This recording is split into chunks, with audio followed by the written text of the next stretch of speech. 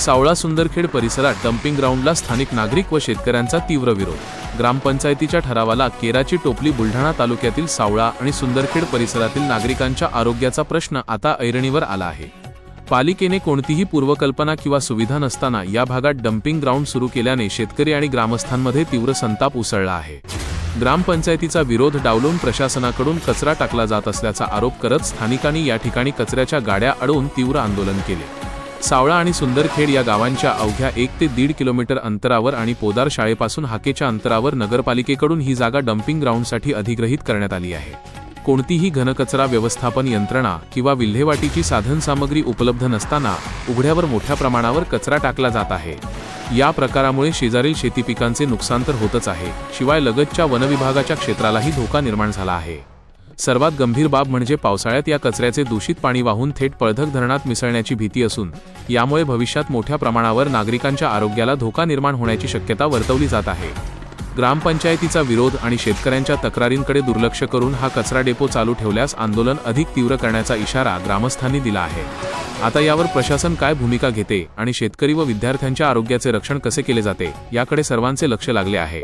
सादर जागा ही नगरपालिकेने हस्तगीत करताना आमच्या ग्रामपंचायत ठरावाचा बायवी ग्रामपंचायतच्या ठरावाला विरोध असतानाही आणि आजूबाजूच्या शेतकऱ्यांची पूर्व संमती न घेता इथं डम्पिंगसाठी जागा घेतलेली आहे।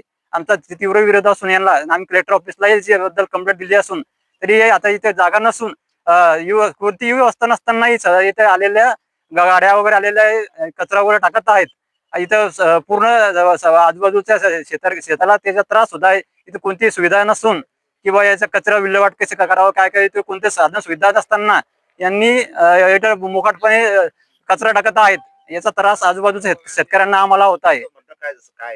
हा इथं आमचा इथं डम्पिंग ग्राउंड होऊ नये म्हणून आमचा हा तीव्र विरोध आहे। या डम्पिंग ग्राउंड मुळे जागून असलेल्या फॉरेस्टच्या विभागालाही त्रास होणार आहे। परत इथं पलटक धरणामध्ये इथून पाणी जाणार आहे। या कचऱ्यावर भविष्यात जर पाणी पडून जर नदी वाटे जर पलटक धरणामध्ये गेलं तर भविष्यामध्ये त्या धरणाचा धोका निर्माण होणार नागरिकांवर। हा 16 डुकरं जसं इथं जर हे गाड्या याच्यासाठी अडवल्या की जसं इथं एकत्र इथं टाकून येईल त्याच्यानंतर हा 16 डुकरं बिबटे हे सगळे जनावर इथे येतील। इथं आमच्या शेत्या पिकाचं ते सगळंच हेच झालं त्याच्यावाला। पण इथं जसं जनावर येतील तर इथं मग वावरात यावं कसं? आताच सध्या येऊ राहिले इथं टाकेले जागीच। मजूर बी सध्या कामाला येऊन नाही राहिलं। स्वतः आम्हाला शेत्या येत नाही आमच्या जागी। शेत्या यायला लागूनच शेती आमच्या गावाचं काय जास्तीत जास्त 1.5 किलोमीटर येईल आपल्या 1 किलोमीटर आणि सावळा 1 किलोमीटर येईल। स्वतः शाळा आहे पुन्हा इथं जागी। गाड्या येतात कचऱ्याच्या घाण गाड्याला। नाव निलेश गायकवाड। ज्या डम्पिंगच्या गाड्या अडवल्या त्या आम्हाला टाकू द्यायची नाही। आमच्या शेतात कामं करायला मजूर येणार नाही। हे जंगली जनावर पिकावर आमच्या पूर्ण माश्या येऊ राहिल्या सध्या आणि महावीरवाल्याने आणून टाकलेली। डेपो सँक्शन जरी असला तरी याची व्यवस्था काहीच नाही। सँक्शन नाही, सँक्शन काही हा 7-12 नोंद झाली। हो आम्ही निवेदन दिलेले कलेक्टर साहेबांनी। आमचा इथं आम्हाला काही विचारपूस झाली नाही काही नाही।